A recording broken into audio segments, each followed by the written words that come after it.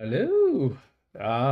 So we're slightly early, so let's just talk about random stuff. First of all, for whoever's new here, Moment is this no-code web app builder, and today we'll talk about code components. And before we do that, I'll just let you know that we have recently launched our forum. And we used to use Discord, but it was just difficult to search. It's not Google friendly, right? So it's having this thing here, which is public, is also very useful, well, for Moment as SEO. So yeah, that's one of the reasons that we moved here. And if you ask for help, we get a notification, and we'll try to come here as soon as possible. Um, and we've also moved all the content that used to be on Discord onto here. And yeah, feel free to come around. And also, yeah, we are launching on Product Hunt, and you can. I think this is the thing, and it will be on 17th. So make sure to support us. All right, so what are we gonna do today is code components. One of the biggest worries that people have with no code tools is what I refer to as essentially the ceiling, right? How customizable is it? As much as we want to make this thing customizable, it also any kind of customization will come at a cost, right? You open up more and more options for the user to choose, then this thing just becomes more and more difficult to use. And in the end, there is no way you can offer exactly the same amount of customization that code gives you. So, to me, this is an escape hatch. At basically that means at some point, if the platform is not enough to support your business needs, then you have a way to just dive down into code. We believe in that both on the front end and the back end. On the front end, we're doing a pretty good job. On the back end, not so much yet. We do have code blocks in action flow, but we're still working on unifying that runtime with actual Node.js.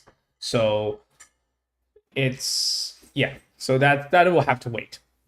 Okay, so what are we gonna build today? The results, well, hopefully will look slightly better than this, but essentially what you're looking at here is what do you call this? A bar chart, a 3D bar chart. The data of this comes out of Moment's database, and we have a pretty ugly drop down. Don't yeah, like I'm really bad with UI, so don't expect anything that looks nice out of me.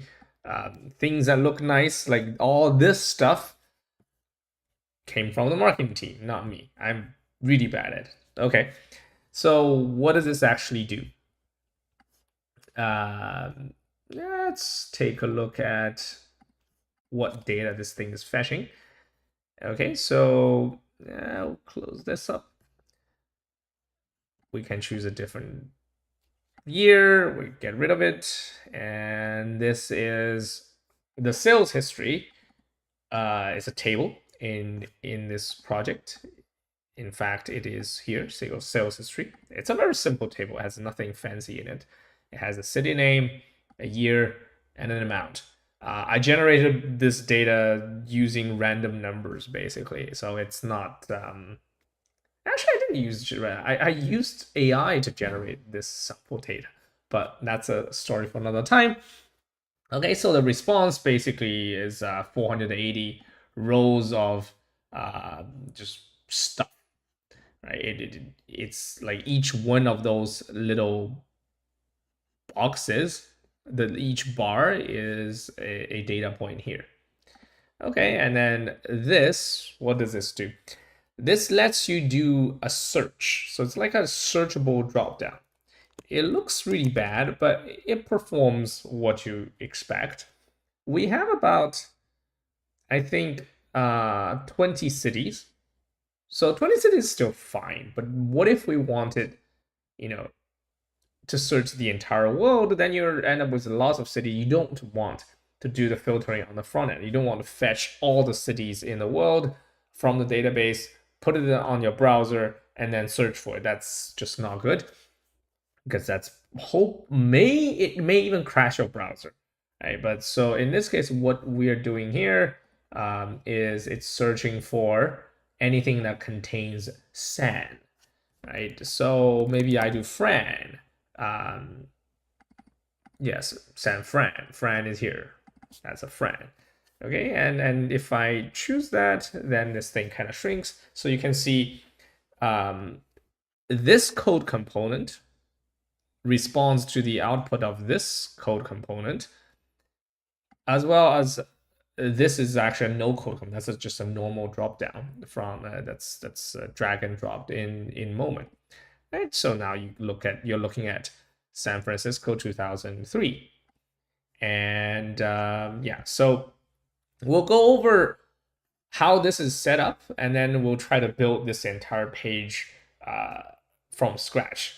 Oh, and we'll do it with cursor because, why not? People think that cursor is going to. A lot of them are not saying that cursor will render no code pointless, but I hold a different opinion, but that's just me. Okay, so how does it set up? I've got this data selector that's just dragged out from here, a data selector, and I'm not using it. In fact, the output of this is completely useless, so I'll just get rid of it. And if I try to get rid of this one, then I'll get a warning because people are still using it.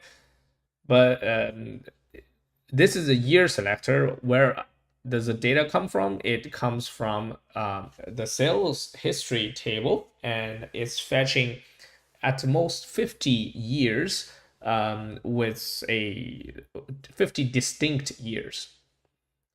And yeah, that's basically that. So this thing will have an output, right? So this is using the year input is coming from the year selector. The year selector is here. So the year selector is here. And then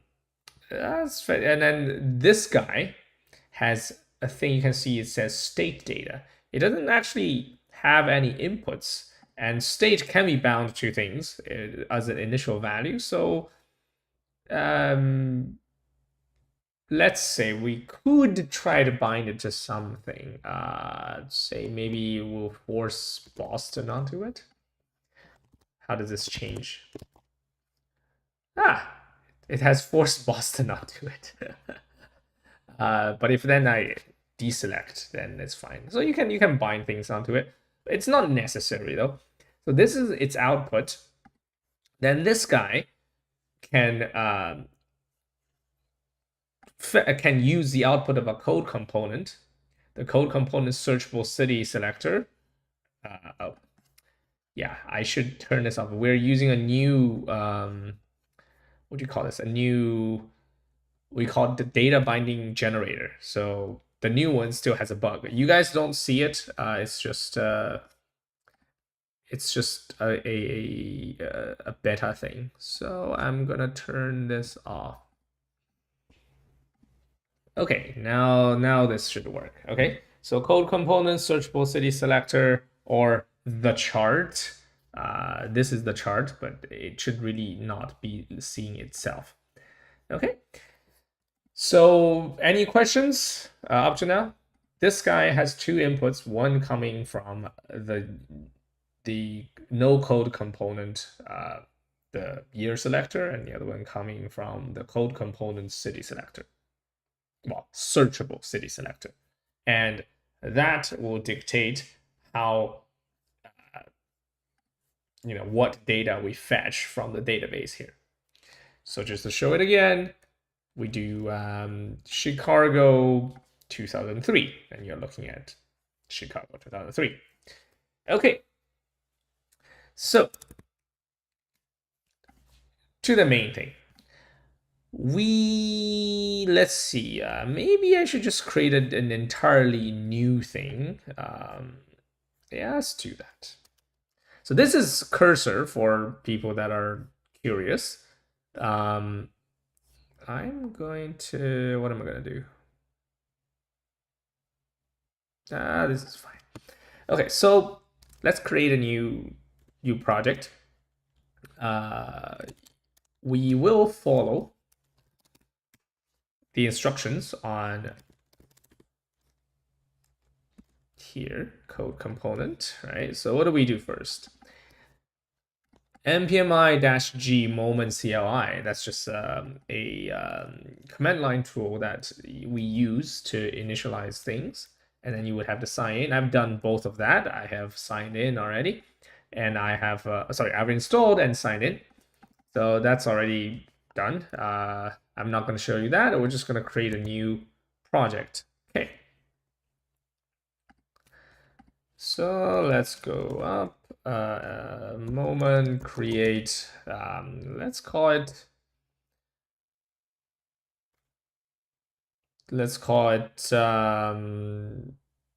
Code component demo. Very original. Okay, we'll do a bunch of things. And we will open cursor with this particular folder. Okay, so now we're looking at no questions yet, trying to catch up to the current time. Yeah, I just showed like what a code component can do. Honestly, there's more documentation here for adding code in moment than there is on Bubble at the moment. Oh, really? I mean, I still find our documentation fairly lacking on the code component part. But anyways, so we have started a new project. We have a bunch of stuff that's completely useless. I'll get rid of all of them.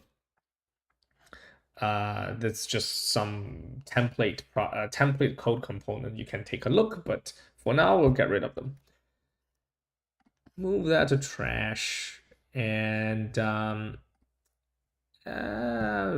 delete this one as well. Don't want any of those. And in here, export nothing. We'll get rid of all that. Export nothing. Will this complain? No, it doesn't complain. That's good. Okay, and do I need a name somewhere? Package.json. Okay, code component demo. Not too bad. And what else next? Created. Now we need to npm install. Yes, we need to install all the dependencies. One of the things here, we actually have a tiny bug here. So this should be 5.0 and 0. Otherwise, you get a warning. In fact, it will fail. It doesn't match with these two don't match. And also we can get rid of a lot of things, can we? We'll just keep those. It's npmi. npmi basically just installs all the oh yeah, Moment uses TypeScript. We very much want to introduce type into things. In fact, we're not using TypeScript that well in code component because some of the type deduction doesn't still work. The reason we want more types, the philosophy is the same in Moment as in the no code part as it is in the code part, we want you to detect your errors early, right? Instead of waiting for runtime to detect that error, because it's more, the later you detect an error, the more costly it is to fix. Anyway, that's a philosophical thing. So that's installed. I will cheat a little bit. I will get myself, you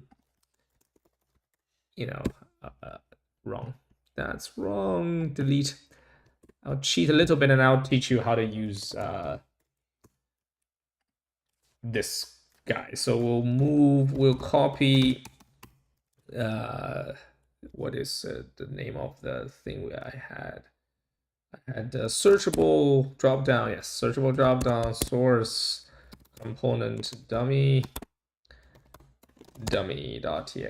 Okay, and then we'll move it to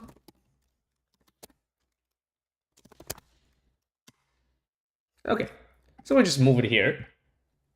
The reason is this guy is a perfect place for the AI to learn how to use Moment code components. Right? AIs are only good when you can give them enough examples. Right? So now let's also take a look at here. What else do we need to do? Here are some explanations. I will send this to AI, by the way, so that there's an instruction, and then at the same time there will be an example, instruction plus example. And also I need another way, index.ts export dummy. I think this is what we do. Okay, so chat. Okay. I will look at this. We want to replicate what we have here. Hi, Renault. We want to replicate what we have here. This is, how do we describe this? This is a 3D bar chart. And it is made from ECharts. So let's search up ECharts. React bar 3D. I know the name because I've made it before. So let's get on. I don't want examples. I want docs. I want docs and I can't have them. That is not good. 3D bar. Jesus. Okay, maybe we'll do something like this. Transparent 3 bar. Yeah, this is good. Okay. I guess this is good as any. So this will, you can imagine you got the one on one of the axes you have city. Sorry for the spinning. One of the axes you have city, the other axis you have year, and then the third axis is the value. So very similar to what we have there. So we'll copy this guy. In fact, yeah, I'll just copy this guy. And we'll go to here. I need to create a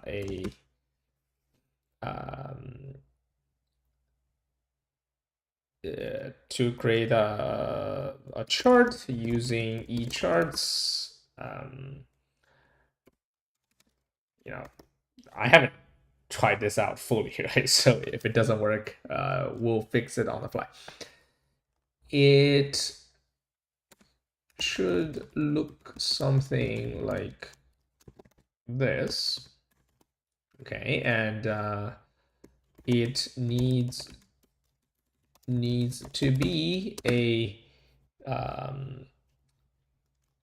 moment code component.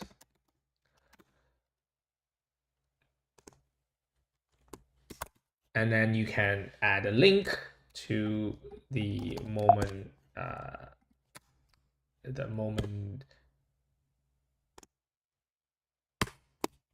the what do you call it, moment doc.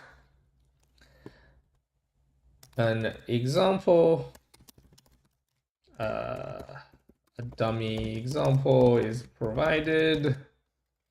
And the other thing that we need to be careful about is like we need to let the AI know what the actual database looks like and how it can query things, right? So unfortunately, I don't have an example here. So that is not good. So let's write it out. The data should come from Moment's backend. We access Moment's backend using query equals use app context. Query takes in fact, maybe I should just write one here. So const query. Okay, so here we go. And maybe we'll just, out of nowhere, we'll just query it. First of all, we need to know what the query looks like. One way is you take a look at what this does, right? So this is nice, but what if you don't have it already built? What if you are trying to build it on your own? Now, that is when this becomes handy. Just go to the go to here and switch it around. What the? I don't know why it's not showing up. Worst case, you can take a look at here. This is sales history. Okay, so we'll just copy this entire thing. All right, we have some wares, and in an ideal situation, you can actually pass in the actual types of this guy. Now, I guess you still can, but we'll take a shortcut. And takes in a GraphQL query and its variables similar to this. Okay. I just paste it, and then I don't have a where, so it doesn't know, it probably wouldn't know how to do a where. So let's do some kind of where year equals 2023, and then the city name is equal to San Francisco. All right, good. This is a much better one to copy.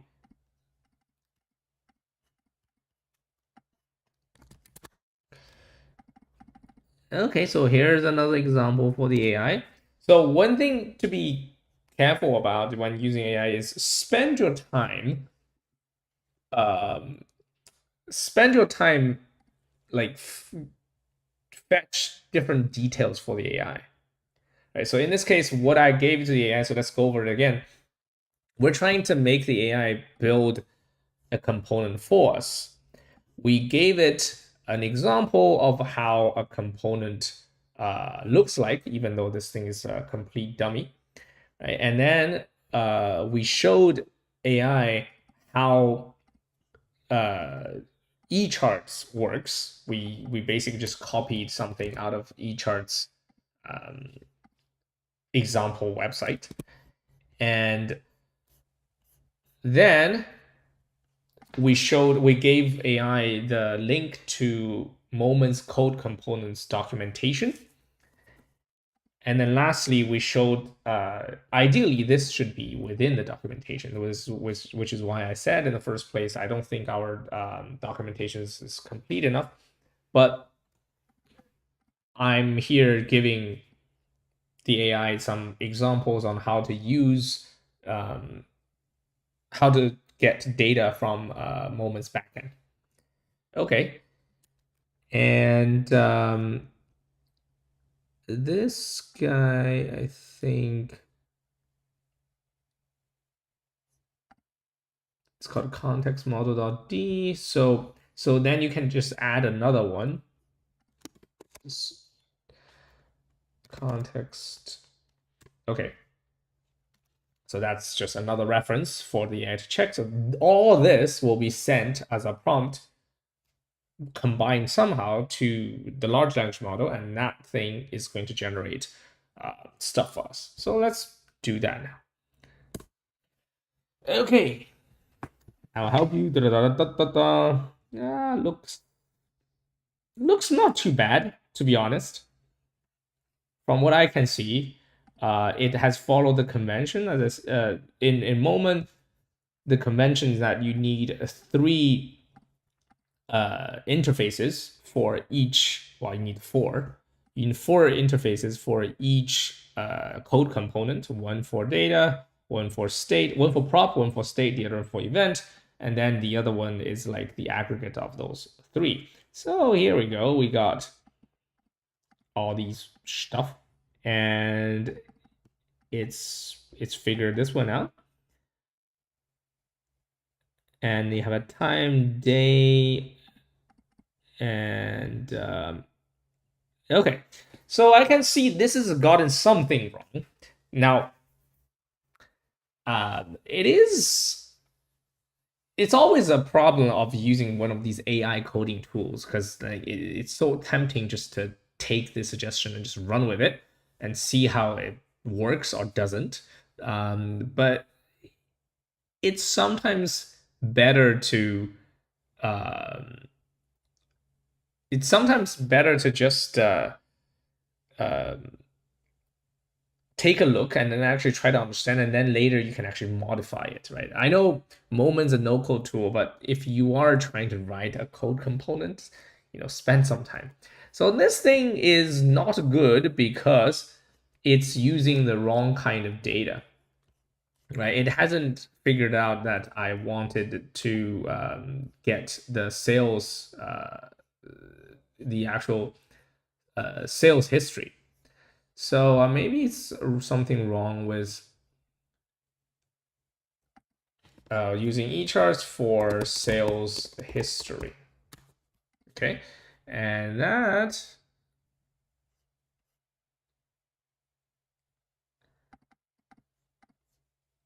okay, that should be good enough. I think that's the only thing we need to change. Here we go. This is now much better.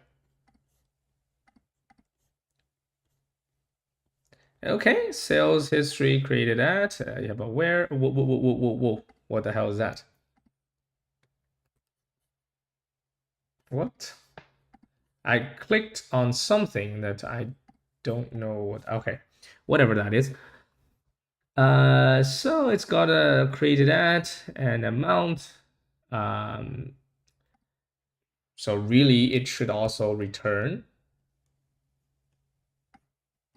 We should add something here, but let's apply it. So that's the only thing that's wrong now.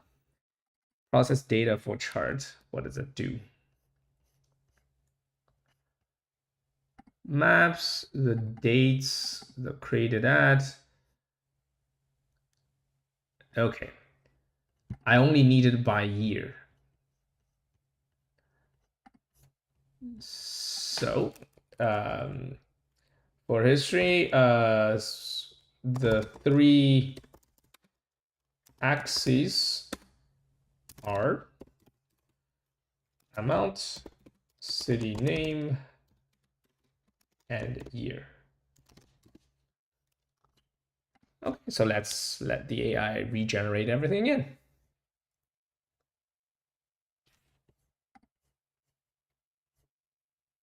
Okay, not bad.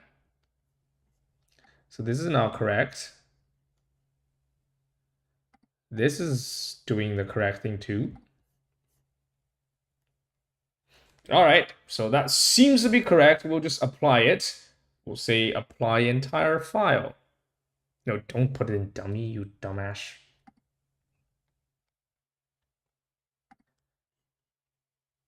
Reject.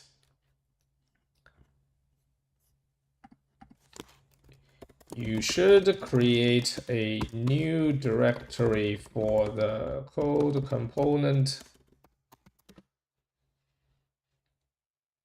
as stated in this guy.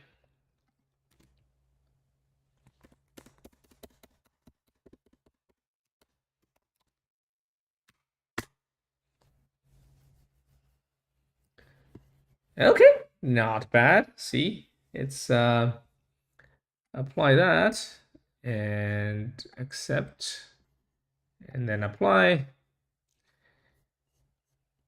So that creates this entire thing. We'll accept.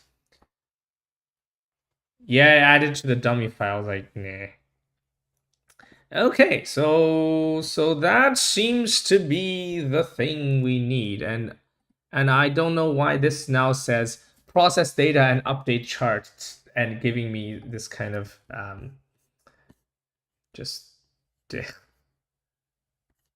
maybe I'll just put this like fill it out. Fill it out.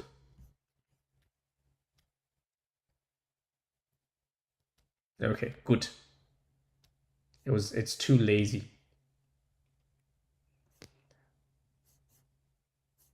All right, we'll apply. Accept. Yeah, it is possible it's a text limit. Okay, now we have an issue here. Implicit has an any type. Okay. Wow, what can I say? That's because we have lack of typing here. I think this is what we need. What did this event have? Resize.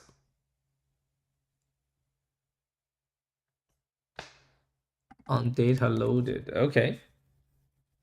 Okay. That doesn't really hurt, but it doesn't do anything because we're not going to bind anything there. Now we just need to publish this thing. So first of all, let's fix this because otherwise the build system would complain at us. Get rid of that. Okay, so I'll just do something useless so that the build system doesn't complain.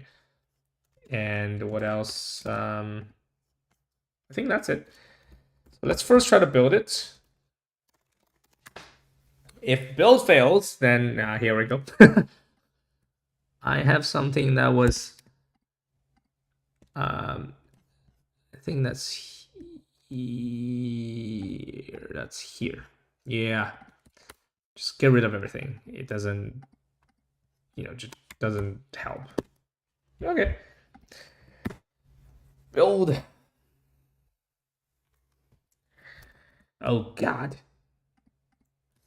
It's very strict. So this data here.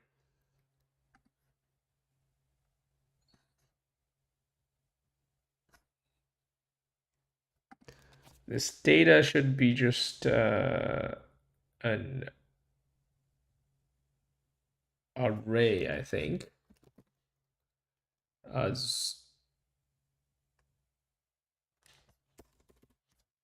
Okay, I will be lazy and just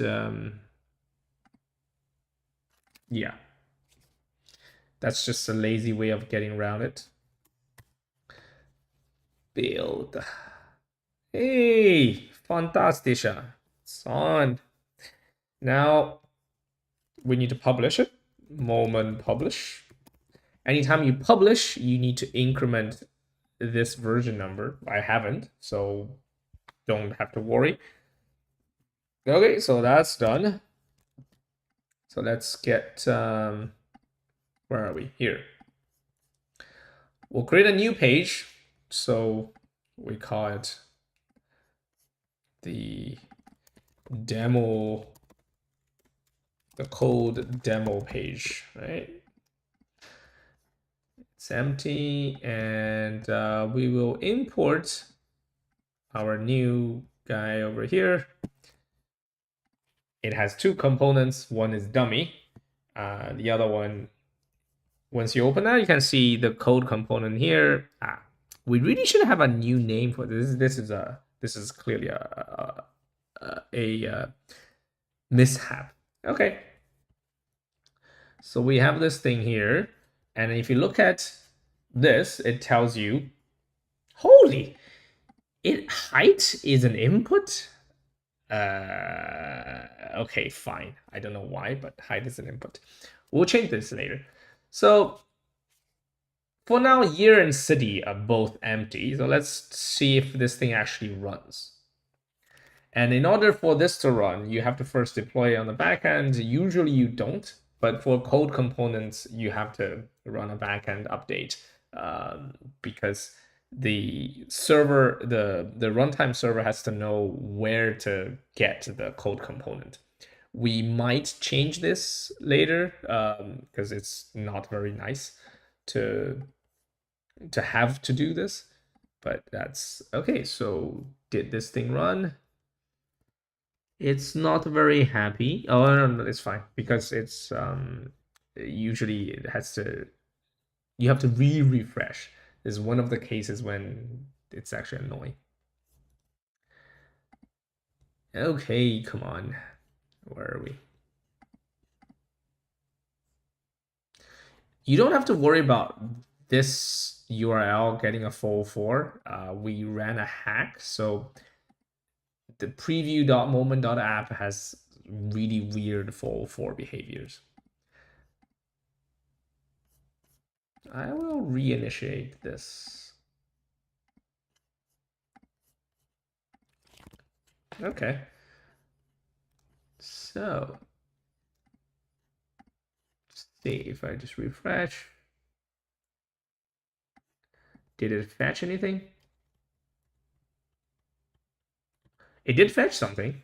So the actual the code that fetched data worked. Yeah, it fetched 23 of them. Wait, what? Sales history, ID and year. Okay, so that's it fixed one thing and then broke the other. And that's one of the reasons why I think, what is corresponding date? That's odd. Yeah, it's sometimes overhyped because even for me, like we had one of them working and then it stopped working. Cursor is definitely not beginner friendly. It's a productivity tool for professional developers, and that there's no way to spin it otherwise, right? So if you really want to do something exactly you want, you need to know code. Okay, so that's fine. This one,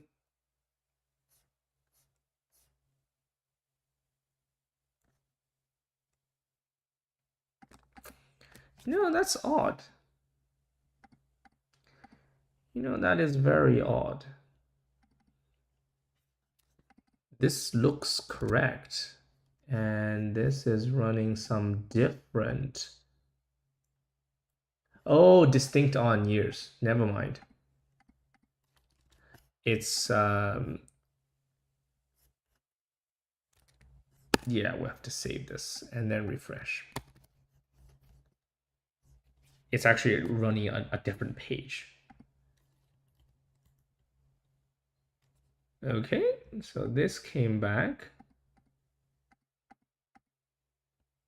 So that's basically where our code goes. And this came back. Is there something that this didn't like it?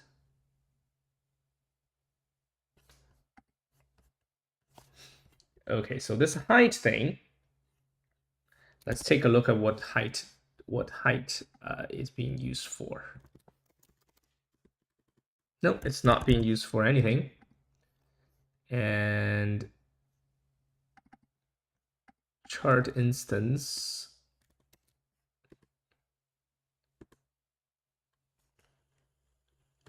Is this guy and size.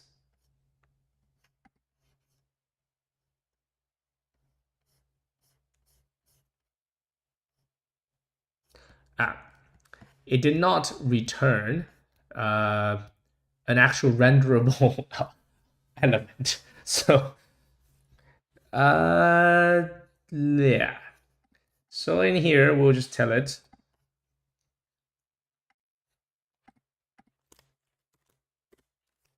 sales chart should be a React renderer function.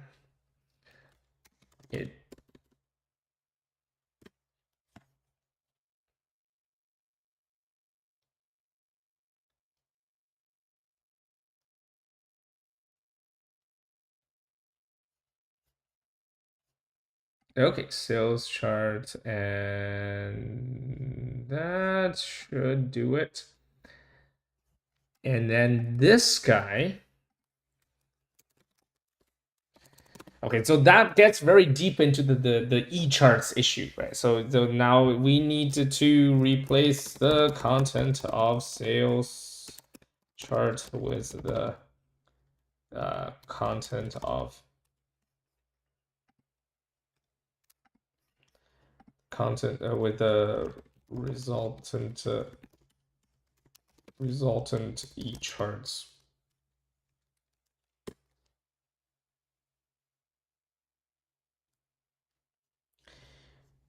Set chart instance and it. Okay, here we go. This guy.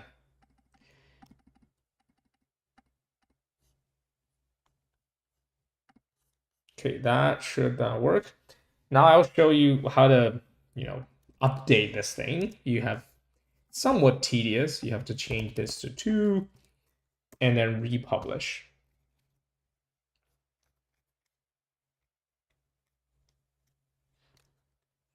Okay, that's now up. And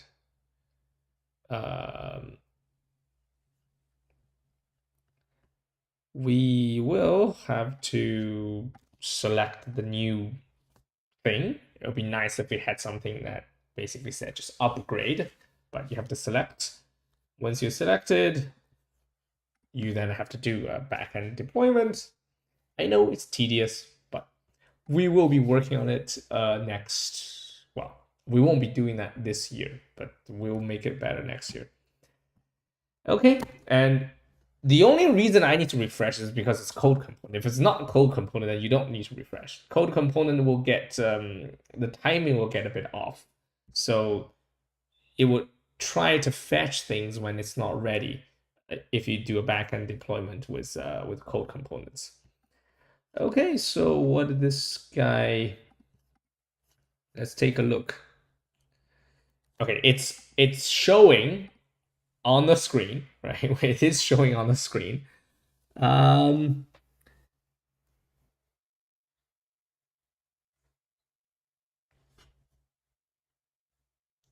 Does it have?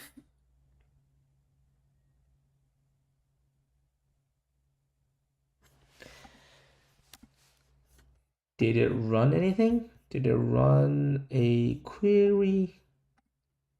Count watermark count? Nope, it did not run a query, so it's not rendered. If it's not rendered, so let's check what I did wrong. I do have a thing that is working, so that's good. I can check, but goes to say that Where are we looking at the searchable? Okay.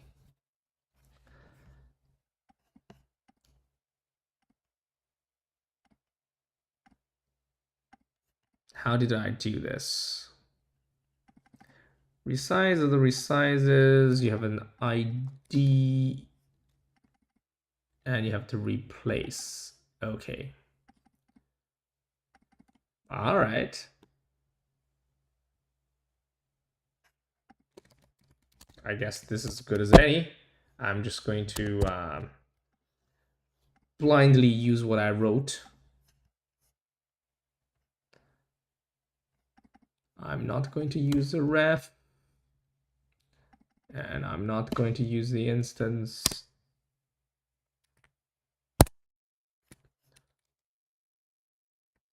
So this one fetches all the data.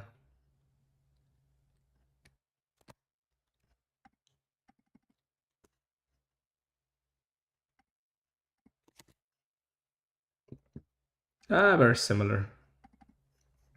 Where do we have the data? We don't need this. It's already handled.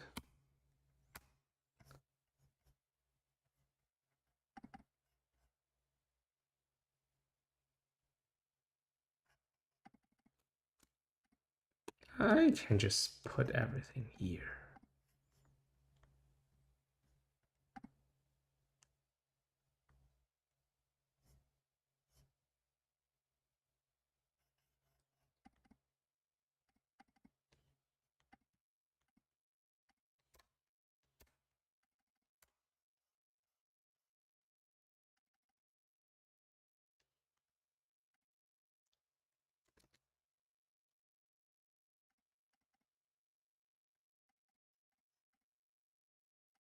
Okay, so the option is set. Okay, so to make it slightly look nicer. And then the return has to use same ID. And the style, we'll get rid of it. We want it to be controllable from the outside, not from the inside. So we'll get rid of that. And then we have to republish. If I wrote this from the get-go, then it would take much longer, but then I'll have much better understanding of what I actually wrote. So that's one reason not to abuse something like cursor. Would it be too expensive for now to see the pre-rendered custom in the moment editor? It's not expensive. It's difficult to do because we have no idea what's inside it. And if we were to run it, I guess we could. Yeah, I mean, I guess we could run it. It may suffer performance issues like what Framer used to suffer from. But we can give it a try, yes. Uh-oh.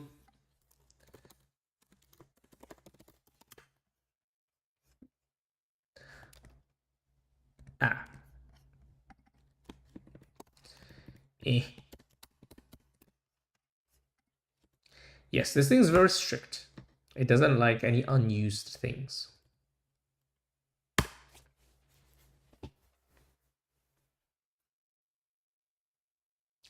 We call these dangling references. All right, so that is updated. And then we have to do this tedious thing to... Oh, yeah, you see this. That means we have changed some... We have changed things so that certain bound stuff now becomes unbound. And height basically went away. So that's I think that's the main reason.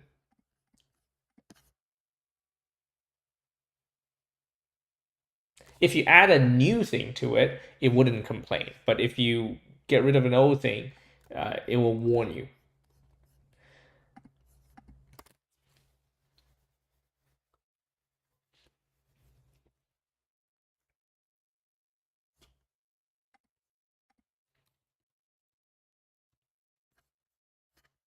Okay, so what do we have in here?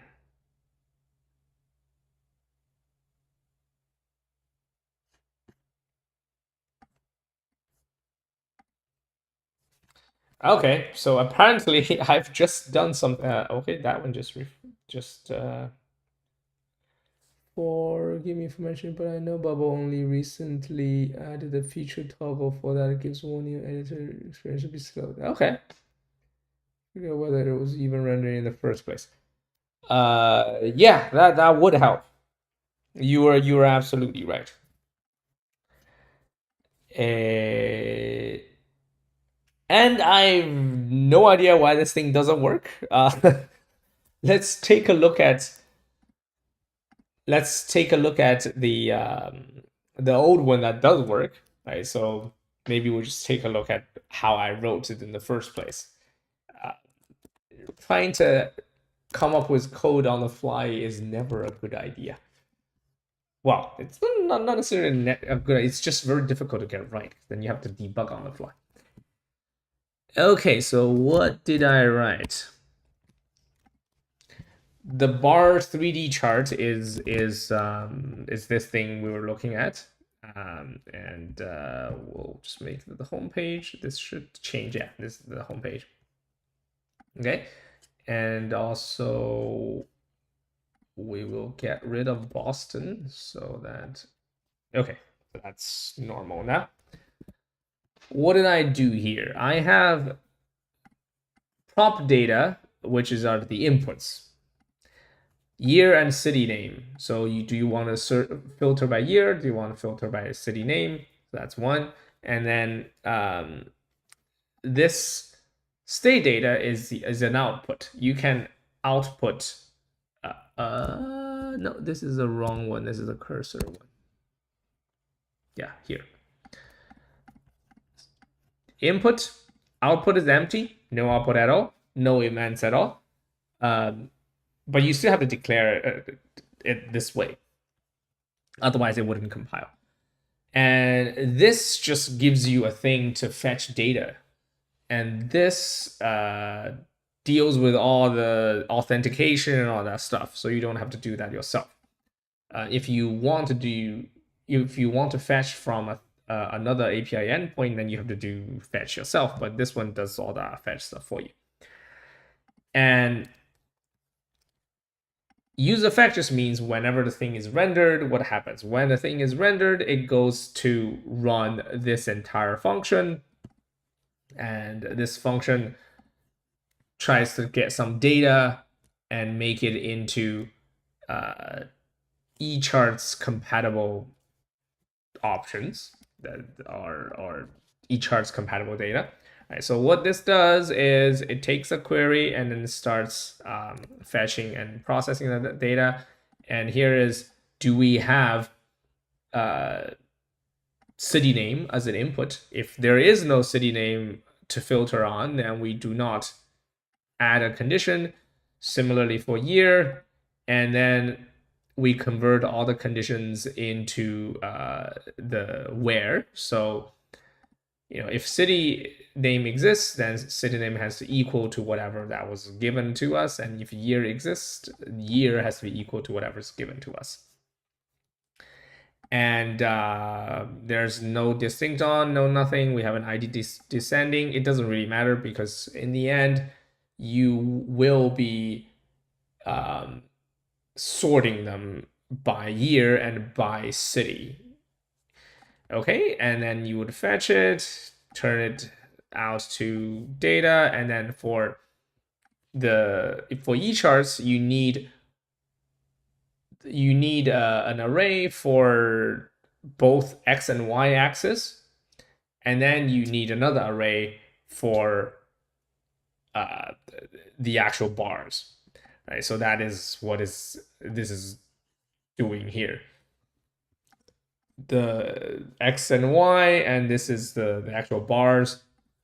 For the bars, you have the amount, which is the height of it, and then exactly where does it land in your 3D graph. So that's like the coordinates of it. And we have that and we just return it out. Once we have returned it out, we find the minimum and the maximum for the year data. And then this is just all EChart stuff. It controls like how things look like, what colors they use. And here the x-axis is cities, y-axis is years, and z-axis are the is the bars, right? I'm not going to go into these guys because quite boring. Essentially, you can find a lot of these visualizations in here. There's plenty of examples for you to go through. So knock yourself out.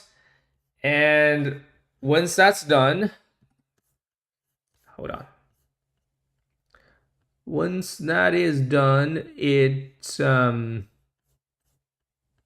this gets returned to here, and then we start we get the element on which we will replace with the actual ECharts, right? So that's the thing to replace the bar chart container, and then we'll initialize ECharts on that particular HTML component element, and set the option basically makes it display the whole thing, and handle resize is just handle resize, and that's all there is. Basically, we have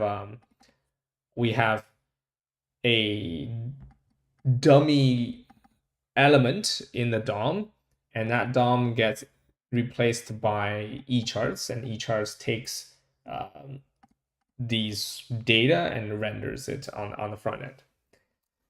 Any questions regarding that?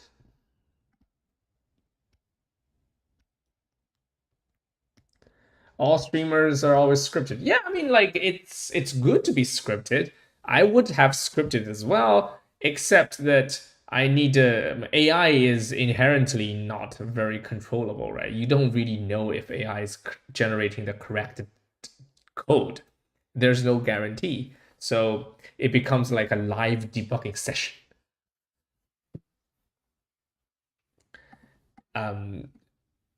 And pretending that we don't know. Yeah, everybody knows we script because that's the only way to ensure a good streaming experience. Otherwise, it's too much debugging, and nobody wants to watch people debugging. Okay, so this is this part, and then I'll go into like the searchable dropdown itself, how I did that. Again, very similarly, you have the 4 interfaces. In this case, we don't have an input, but we have a output. And essentially, we have a debouncer. So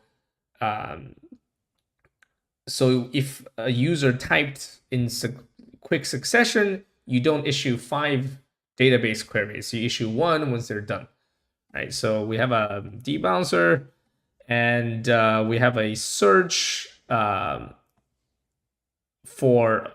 with a condition. The condition here is city name is case insensitively like this, whatever you typed. So in fact, if I just typed San Francisco to come up, it's not case sensitive. And in fact, it's not prefix or postfix search, it's like infix search. So I can do like right, that still matches. So if we want to change it to prefix search, if you really want to do like San Fran, then maybe you do this. So that's just a normal SQL-like here. Okay, so the result comes from the query, and then from that query, we take out the city list. Where is the query? The query is actually coming from here. You can just import it, right? And this guy looks like that. There's nothing really fancy about it. It's a where. We don't even need distinct on, really. I can get rid of that. And then how many do we fetch each time? In this case, just 5. And we only get a city name. We don't care about anything else. And once that's out, it sets the cities, and that's displayed here. And when you click, where is the click? When you click on a particular city, it would set the selected city, which is the output. The output is then passed on to anything that's referencing it. So in my case, this small thing is connected to the output of searchable city selectors, selected city. And so if we just picked anything, this would show up. And similarly, this guy's input is hooked up to this guy's output, right? The code component searchable city selectors, selected city. Okay, so that kind of goes through. I think that's all I need to go through today. Earlier, you mentioned that it wouldn't make sense to query a super large for every search and automatically put search on the backend, or is that something user should set up? This is already doing it on the backend. Like this, the searchable dropdown, the approach that we took here is already doing it on the backend. I can run a search in the backend and so make a search on the element will ultimately resolve the search in a cost-saving manner. So depends on what you do. So on the code component, obviously you have full control over what you like. At what point do you issue that query? For things like this, well, I've taken a cheap way out. Basically, I just fetched the entire database. In fact, well, I fetched 50 of them. So what if you have 1,000 years, right? Then you really need a different thing. Then at that point you need a select view, and a select view can keep loading more things as you scroll down, and that is at least it doesn't immediately like overload your entire front end. Or this thing can have a filter with an input. So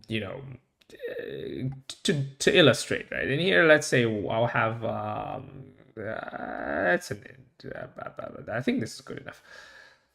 So we call it minimum years, right? And then the default value is like 2010, maybe 2010. Okay. And in here, we can add a filter where the year is greater or equal to, nope, wrong click. Greater than or equal to the input, text input. That's a bad name. We call it minimum years. Okay, so you only get stuff from 2010 onwards. Now, what if I change this to 2011, then 2011 onwards, right? 2016 onwards. You can have things to prevent overloading on the back end. And if you watch what happens here, if I do 3, it actually generates a query on the back end. It's just pretty fast that you don't notice it that much. So if I do 2, why does it run twice? Okay, that might be an issue, but is it running the same thing? Oh, that's this guy. Now this is something that needs to be taken care of, because this keeps re-rendering when this value changes, and that's not supposed to. So the code component itself needs to be careful, like don't overzealously load things. You need like a use effect or use memo or something. Okay, so yeah, this just runs with a greater than 2012, and then those responses, the values in the responses will then end up in here. Does the garbage collect well to clear the data as well? I don't count number of muted apps crash when they get a certain size. Garbage collection is handled by the browser, and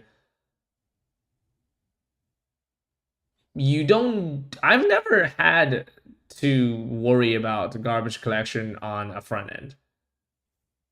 But if I can imagine if you have hundreds of thousands of rows of things, then you might run out of memory. That's possible. But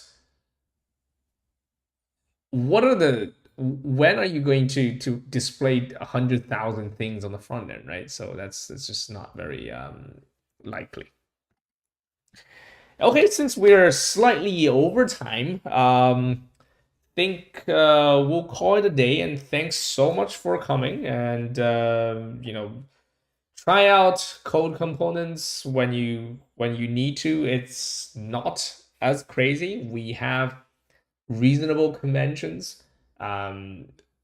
So basically, those four interfaces are the only thing that you need to know about. The four interfaces, and then this use app context will give you query and mutation. I haven't demonstrated changing stuff on the backend using a code component, but that's also doable because you can have a mutation here. Oh, sorry. No, the query itself does the mutation. That's just a bad name. The query basically does the interaction with the backend. And oops.